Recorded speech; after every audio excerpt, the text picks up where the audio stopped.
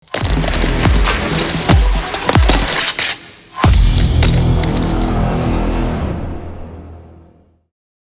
cũng chia sẻ thêm là mặc dù các bạn nhìn thấy anh đang là top 1 kiếm được 3,4 triệu trong năm 2023, nhưng mà người ta chỉ nhìn vào giải thưởng thôi, bởi vì cái giải họ chỉ thống kê giải thưởng thôi, còn cái buy-in thì không ai thống kê cả.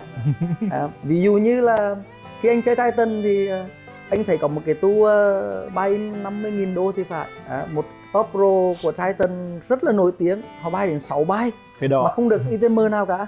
Thế thì anh mới ngạc nhiên là thì ra tất cả kể cả ngay Titan về là những cái thống kê mà được thì là chỉ thống kê giải thôi, còn lại là buy-in thì họ không kể. Và họ kể là cái tour đó pro có tham gia hay không, nhưng họ không thống kê được là bao nhiêu buy-in cả. Các bạn biết là trong poker thì mà để mà gọi là có kiếm được profit khi chơi tour thì phải, anh nghĩ là phải top 3 trở lên mới là đúng rồi, có cái để nhắc.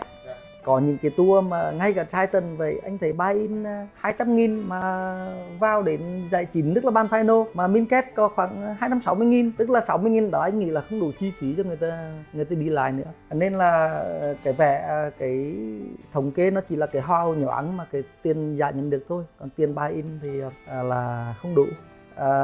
Một cái chia sẻ rất là mang tính là nhạy cảm là anh cũng có một người bạn là chủ của một câu lạc bộ poker đấy, thì nếu mà theo dõi một thời gian dài trong khoảng 3 năm gần như không có player nào có profit cả.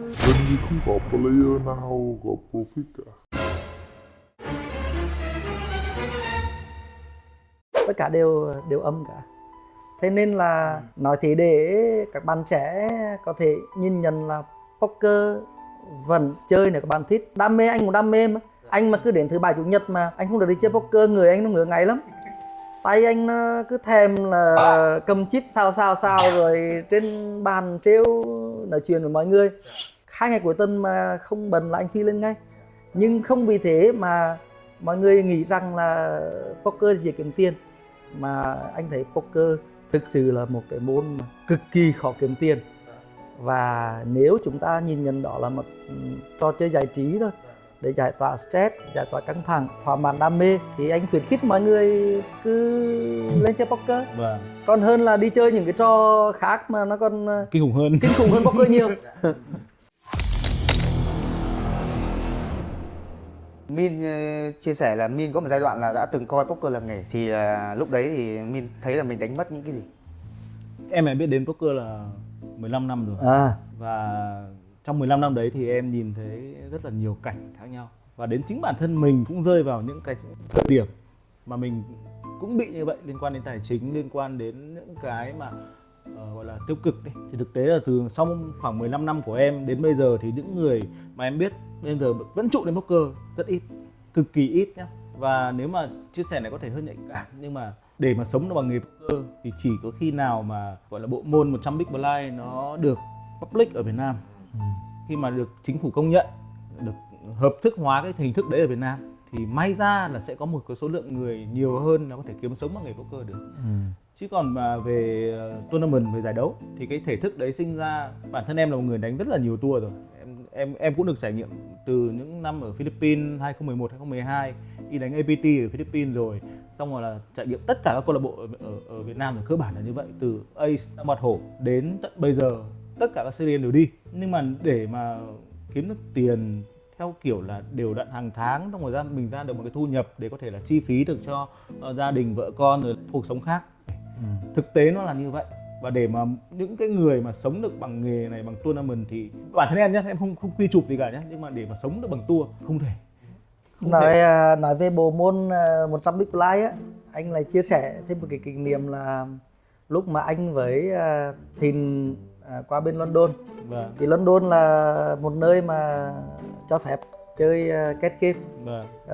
Casino ở London nhiều lắm, cách 100 mét có một casino. Thì sau đó bọn anh được một cô em gái dẫn vào một cái casino để chơi cash game. Ở đấy thì cái bàn chơi ở đấy là 5 đô 10 đô thôi, buy-in 100 big là 1.000, 5 đô 10 đô. 1.000 bạc. Mỗi cái hand về họ thu rake maximum là rất to. thực sự là anh cùng choáng. Đó là 10 bích, cáp 10 bích. Yeah. Cáp 10 bích nó kinh khủng khiếp. Thế thì anh kể tiếp là vào sau khi bốc chỗ thì vào sẵn một cái ban đã có khoảng cỡ 6 ông Tây chờ sẵn. Và sau đó anh được cô em gái đó giới thiệu riêng là 6 ông Tây, đó là 6 ông thợ. Vâng. Họ ngồi nhưng họ không chơi, và họ chỉ chơi những người Đợi mới fish. Đấy, đợi fish vào thì mới bắt đầu chơi. Bởi vì trong một cái bàn kết game thì mọi người biết rồi, nếu tất cả đều là thợ thì việc gì họ phải chơi để họ tốn rích. Họ luôn luôn phải chờ ít nhất có một fish. Sau khi anh vào cái là ban 7 người rôm giả ngay là chơi ngay. Và sau đó thìn bay vào là 8 người là chơi. Và anh hôm đó anh chơi anh thua mất 3.000. Vâng. Và anh đứng dậy đi về. Ngược lại thì hôm đó thìn thì ăn được 10.000. Anh thua 3.000 nhưng thìn ăn được 10.000. Và ngay ngày hôm sau, mặc dù anh không chơi nữa nhưng mà thìn quay trở lại casino thì tất cả thợ đấy đều biết rằng là Thịnh là thợ. ông Thìn là thợ. Đúng rồi. Và người ta cũng không chơi, người ta lại đợi tiếp fit để vào chơi. Như vậy trong kết game nó có một cái khó. Kể cả sau này giả sử chúng ta mơ đến một ngày tương lai xa là Việt Nam chấp nhận kết game, thì để các thợ tồn tại trong kết game thì phải có fish. Luôn luôn có F0 mới. Ngoài lề chút là khi em gặp Min ấy, thì chúng ta là mỗi người sẽ có một thế giới riêng. Thì em cũng dẫn Min vào thế giới của em là đi quay, rồi đi phiêu lưu quay vùng đất xa.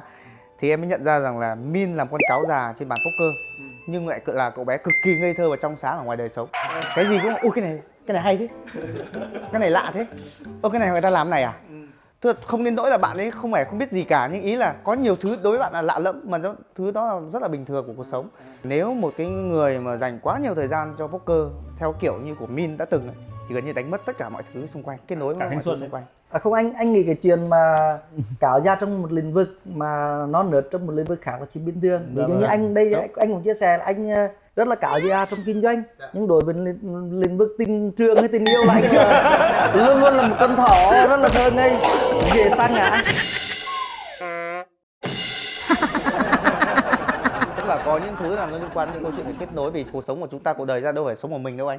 Mình phải có kết nối cả người này người kia, và làm cái này làm cái kia, mà tự nhiên có những thứ mình mất kết nối, mình không biết gì ấy, thì nó sẽ làm, đôi khi nó là cái rào cản, nó làm cái khó khăn của mình khi tái hòa nhập cộng đồng.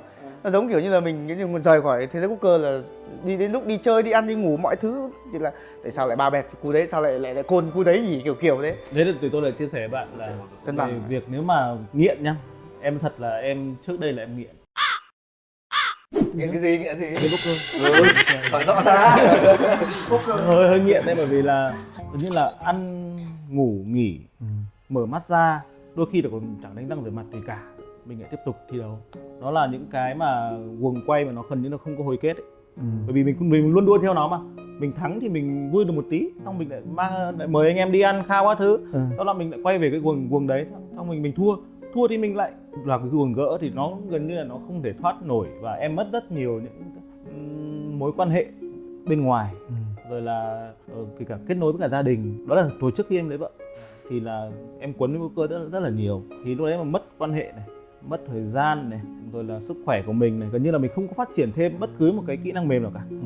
Và sau khi mà mình dừng poker lại, em chắc là em chỉ dừng khoảng tầm một năm thôi, thì em mới nhìn nhận ra là một khoảng thời gian là gần như là bản thân mình không có một tí tiến bộ nào về xã hội cả, mối quan hệ không có, rồi là kiến thức, rồi là kỹ năng mới, rồi tất cả những cái việc khác nó gần như nó không có đi lên. Vậy nên là mình tốn khá là nhiều năm tuổi trẻ, nên là em cũng muốn thông qua việc này để các bạn trẻ, các bạn mà nhìn thấy những cái hào nhoáng như của anh Phú, hay là như tất cả các anh em năm vừa rồi big hit này big hit kia, bởi vì là có đến cả chục cái series quốc tế năm vừa rồi, thì đương nhiên cái việc mà người ta hit 2-3 tỷ 5 tỷ là chuyện kiểu gì cũng sẽ có người hit. Mọi người đừng nhìn vào những cái hào nhoáng đó để mà mơ về cái việc là mình không cần phải làm gì cả, mình cứ vào chơi poker đi, rồi đến một ngày mình sẽ hit được một cái đó, rồi mình sẽ có tiền cái này, thì nó là gần như là hoang tưởng. Và nó rất là viển vông, và nó sẽ ảnh hưởng rất là nhiều đến cái tương lai của các bạn. Anh thấy nghĩ là ngoài trừ những bạn đã xác định đi theo con đường full time kiếm tiền, thì đối với thành phần còn lại là giải trí, thì poker nó có những điểm rất thú vị, mà ngay cả anh là một người gần như là rất ít chơi các môn thể thao cũng như là nhậu nhẹt, thì điều đó poker nó lại làm cho khiến cho anh đam mê. Anh kể một việc là cách đây 4 hôm thì anh lên Loyal chơi một cái tour high roller.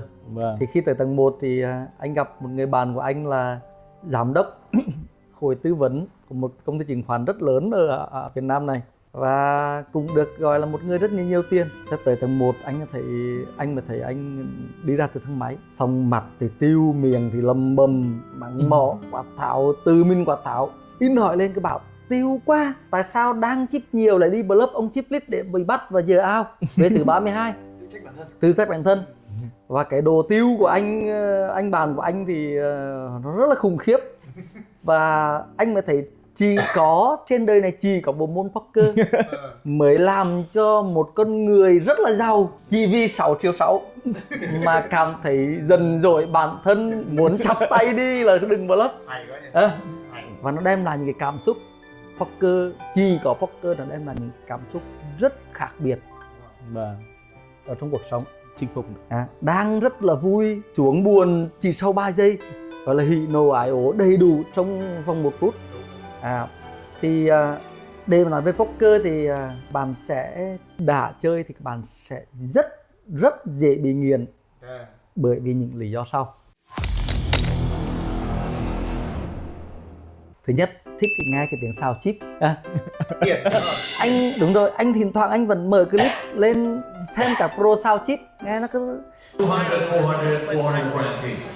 Once again, Blanzo for the super segment, 200, 400. thậm chí là khi đang chơi poker mà gọi điện cho bạn thôi, mà bạn chỉ cần nghe tiếng xào chip là bảo ô mày đang chơi poker ở đâu đấy. Thích cái cảm giác là khỏe, nhàn, ngồi chơi có người phục vụ, ngồi chơi như một ông hoàng, búng tay cái là có nước, chỉ cần bỏ tiền mà, chỉ cần bỏ tiền. Thích cái cảm giác là được trêu tất cả mọi người trên bàn, bluff xong rồi còn mở bài ra lêu lêu, ăn một cái ván bài mà khi bắt bluff thành công thì nghĩ mình là một vị nhân rồi, siêu nhân. Cảm giác tiếp là cảm giác có một tí đỏ đen. Thực ra con người, anh cũng nói luôn là anh cũng là đàn ông mà, anh cũng có màu đỏ đen. Đấy, thế nhưng mà mình vì sao nếu xã hội này cho phép mở casino ở Hà Nội, anh nghĩ anh cũng sẽ là một trong những người đầu tư anh phi tới anh chơi. Mình có màu đỏ đen sẵn trong người. Thế thì vì những cái đó không được phép nên mình tìm được cái cảm giác đỏ đen may rủi trong một trò poker, nó cũng thỏa mãn được cái sự hào thắng của mình. Cái cảm giác tiếp theo là cái cảm giác là khi chơi poker là thể hiện bản thân. Tôi thắng ông và nghĩa là tôi có cái tư duy tôi cao hơn ông. Đó là mình nghĩ thế thôi, nhưng thực ra là nó có tí may rủi. Cái cảm giác tiếp là cảm giác khi các bạn hít giải, tự nhiên chinh phục, bỏ một tí thì được khoản tiền to, lại được đi chơi. Nếu mà khác chi, nếu mà nhất thì khác chi là ăn số đâu, đúng chưa? Một ăn 100 lần. Thế thì lấy tiền nông rủng rỉnh, còn sau đó mà nếu mà có hết thì lấy tính sau. Tuy nhiên sẽ có hai cái gọi là chi phí rất nặng nề trong nếu chúng ta chơi poker, dành full time chơi poker mà không kiếm được tiền. Thứ nhất là cái chi phí cơ hội. Thay vì chúng ta việc đi chơi poker, chúng ta dành thời gian là chúng ta đi học tập này, chúng ta đi làm việc này, chúng ta ngồi nghiên cứu, chúng ta tạo ra các mối quan hệ xã hội như Tiến nói này, thì chúng ta sẽ có rất nhiều lợi ích về phía sau. Người ta gọi đó là chi phí cơ hội. Chi phí thứ hai là chi phí sức khỏe. Nói thật là có những giai đoạn đánh tournament, ví dụ như bên Bắc Ship đi về xong là anh gục luôn, bởi vì thức đêm nào cũng thức đến 2 giờ sáng, 3 giờ sáng mà liền 10 đến như vậy. Rồi ngồi ở câu lạc bộ mà ngồi cả ngày, về bữa tối là đau lưng. Có khi là buy in xong từng đấy, nhưng mà chúng ta quên rằng là nếu mà chơi một thời gian dài mà chúng ta lỡ bị về vấn đề xương khớp này, thắng có thể là có profit một tí tiền nhưng bị một vấn đề về sức khỏe là coi như âm luôn. Thì hai cái chi phí đó anh nghĩ là hai chi phí lớn nhất của một người tham gia poker nhiều mà lại không đem về lợi nhuận. Còn có một cái chi phí nhỏ hơn một tí nữa là nếu trong trường hợp đó thì về thì tình cảm gia đình nó sẽ rạn nứt. Ví dụ như anh có thể chia sẻ là ở đây là vì cái buy-in nó so với cái thu nhập của mình rất nhỏ, nên vợ anh luôn luôn là người ủng hộ, bởi vì bảo là khi nào bố cũng không có gì giá trị cả, bố đi chơi poker cho nó vui. Nhưng nếu trong trường hợp mà mình làm ra một số tiền là 100 đồng mà mình đổ hết 50 đồng vào poker thì về nhà chỉ có thể là ăn chửi thôi, không thể có một người vợ nào mà ủng hộ cho mình cả. Mang tiền về thì sẽ được welcome. Đó, nên là nếu trong trường hợp mà không kiếm được tiền hoặc là bận bịu dành thời gian nhiều quá cho poker thì chắc chắn rằng về nhà sẽ không nhận được sự ủng hộ của vợ, của con, của bố mẹ. Trước đây là em hay bị một cái việc, không biết anh em có bị không, là mình thua xong mình tiêu thì mình lại không biết trút đến đâu, mình lại trút lên chính người thân của mình. Là vợ mình, là con mình. Nhiều khi là con mình cứ chạy long quăng này thì chẳng sao cả, nhưng mà tiên vừa bé bít xong nhìn thấy nó là muốn chửi rồi. Đấy là xấu nhá, mình không kiểm soát. Và rất là xấu. Cái việc tiêu đấy là cái việc em đã trải qua rồi, và em cũng có viết rất là nhiều bài liên quan việc đó, và hy vọng là anh em đừng tiêu mà là trút đi đâu thì trút, nhưng mà đừng trút lên gia đình, người thân của mình. Cái đấy là cái mà em muốn là mọi người không bị dính như đấy. Trước đây em bị nhiều lắm. Nãy giờ thì mình cũng nói khá nhiều là về những cái mất của poker rồi. Nhưng bây giờ mình đổi không khí một chút là cả được rồi chứ. Cả được cái chứ, nó là được cái chứ. Nghĩa là với bản thân em thì chia sẻ là bản thân em được cũng là rất nhiều. Đến bây giờ em vẫn còn tồn tại ở đây để ngồi đây để talk show với anh Phú, thì em vẫn có cách để mà em loay hoay với cả cái việc poker của em, để em vẫn còn ngồi đây. Poker mang lại cho em khá là nhiều trải nghiệm. Được đi nước ngoài này, được đi Philippines này, từ hồi còn sinh viên không học nữa, xong rồi đánh poker, xong rồi đi đấy, cũng là những cái trải nghiệm mà gần như là nếu như người bình thường em không có. Và kết nối các mối quan hệ, cái đấy điều giá trị nhất trên bàn poker. Anh nghĩ poker nói về được thì nó rất là được, nhiều với bản chất nếu xem poker như là một cái môn giải trí thì nó góp phần tạo ra một cái giá trị tinh thần cho xã hội, đúng chưa? Thay vì cuối tuần mọi người bỏ tiền ra nhậu nhẹt rồi giả sử say rồi làm nhiều cái nó không được thì chúng ta đi chơi poker, đúng chưa? Rất là vui vẻ, rất là xả stress. Anh cứ sau một tuần làm việc căng thẳng, anh lên câu lạc bộ anh cảm thấy nó thoải mái lắm nhé. Và đặc biệt mọi người để ý rằng là trên bàn poker, riêng bộ môn poker nó biến cho tất cả những người chơi thành những con người văn minh và lịch thiệp. Các bạn cứ để ý thế, trên bàn poker từ là xã hội đen đi chăng nữa cho đến là đòi nợ, đâm thuê, chém mướn, bình thường thì hồ báo đâu không biết, nhưng trên bàn poker anh cảm nhận ra ai cũng là người lịch sự, nhẹ nhàng, rất là nhẹ nhàng, rất là thân thiện. Không, kể cả những người thèm thuốc lá chăng nữa, nhưng câu lạc bộ quy định không hút thuốc, các bạn lịch sự ra ngoài thuốc, thì cái đó là cái anh thấy rất được của poker. Là những mặt được tiếp theo là cùng rèn luyện những cái tính tư duy này, đam mê học hỏi này, cùng có những cái mối quan hệ. Anh ngoài các cái quan hệ kinh doanh ra, anh cũng có rất nhiều mối quan hệ từ những người bạn poker. Và thậm chí từ những người bạn poker đó là anh lại có những cái công việc mà đem lại được từ những cái mối quan hệ đấy. Vâng. Hôm trước thì em cũng có một cơ hội được ngồi với cả các anh chị ở bên trên, thì cũng chia sẻ là năm tới là năm du lịch Việt Nam. Chúng ta đang nói về khía cạnh giải trí của poker đi. Em muốn hỏi anh là nếu mà từ góc nhìn của một người làm kinh doanh, nếu như ở Việt Nam mình hợp thức hóa poker đi và thúc đẩy cái việc phát triển của tournament kết hợp với cả du lịch, ẩm thực, văn hóa, cái đường lối đấy thì nó có khả thi hay không? Nãy giờ anh em mình đang nói là cái lợi ích của poker với player, đúng rồi. Còn đối với xã hội thì nó có rất nhiều cái lợi ích. Thứ nhất, nếu xem nó là giải trí, chúng ta tạo ra công ăn việc làm cho hàng nghìn người. Hàng nghìn người, từ player, từ dealer cho đến TD, cho đến bảo vệ, cho đến các cái người phục vụ, taxi, rồi là tất cả những ngành nghề xung quanh. Thứ hai, nói về du lịch thì rất có lợi cho du lịch. Bạn biết như tour U-Shop ở Đà Nẵng, hay là tour APT ở đây, hay là tour Titan ở Hội An, hàng trăm cái người nước ngoài tới mang theo cả gia đình luôn, ăn uống đi chơi. Đấy, ví dụ như hồi ở Hội An ra đấy, sau các cái buổi chiều buổi tối chơi poker thì các player họ mang theo cả vợ cả con đi thăm thú Hội An này, thậm chí ra Đà Nẵng này. Nếu chúng ta làm tốt, thậm chí là mỗi cái tour quốc tế chúng ta tổ chức ở một cái tỉnh thành có tiềm năng phát triển về du lịch, anh nghĩ không nên dừng lại ở một mình Đà Nẵng. Nha Trang, Phú Quốc, đúng, Hạ Long, thì sẽ lôi kéo được rất nhiều cái khách du lịch tới tham gia, vừa thi đấu nhưng vừa khám phá đất nước Việt Nam. Thậm chí cả những cái địa danh mà chưa khai thác mạnh du lịch là hoàn toàn giới thiệu đến du khách về đó, ví dụ thế. Em có biết là rất là nhiều người player sang đây thi đấu xong và ở lại du lịch Việt Nam luôn.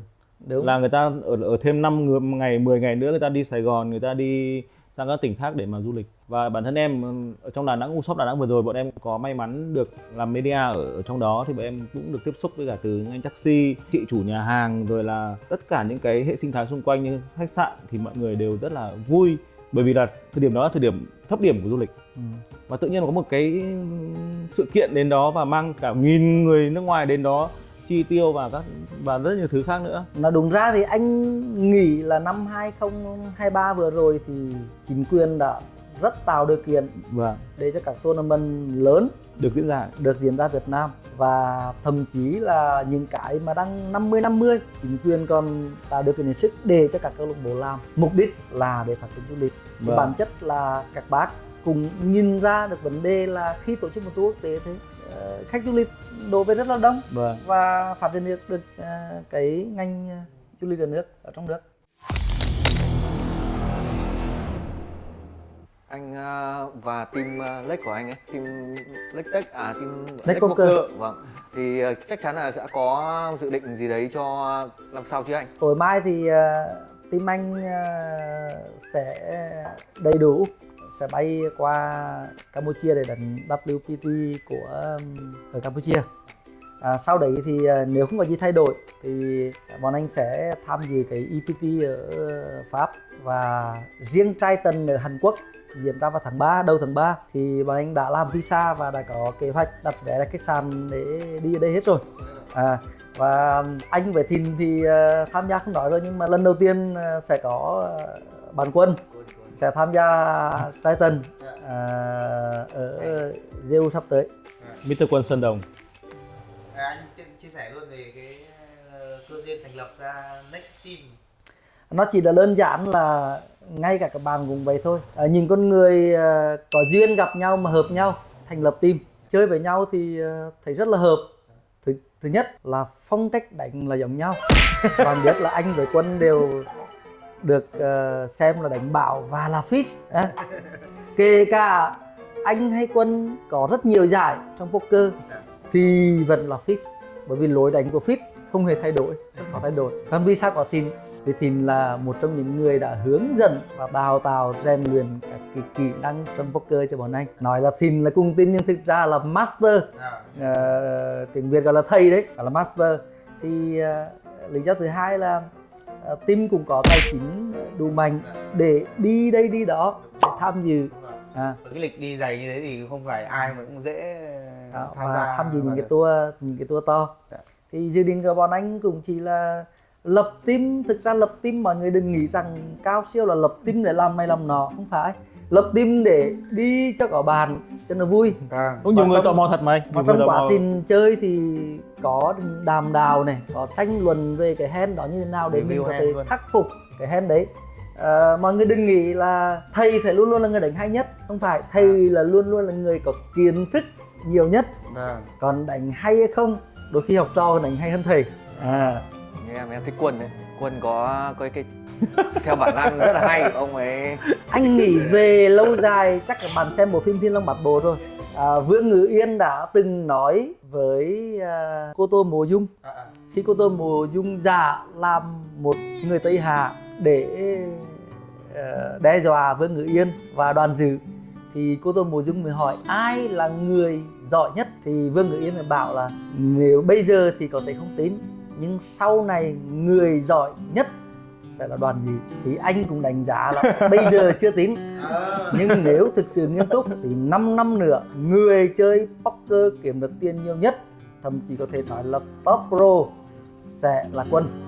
Bởi vì Quân thứ nhất tài chính mạnh để có thể tham gia những cái tour buy-in cao, thì tham gia tour buy-in cao thì sẽ có cơ hội là có big hit. Thứ hai là Quân có một cái lối đánh tưởng rất là ngây thơ, đúng, nhưng thực sự là mang tính chất sát thủ, mà ngay cả anh cũng bị mắc phải rất nhiều lần ở Quân.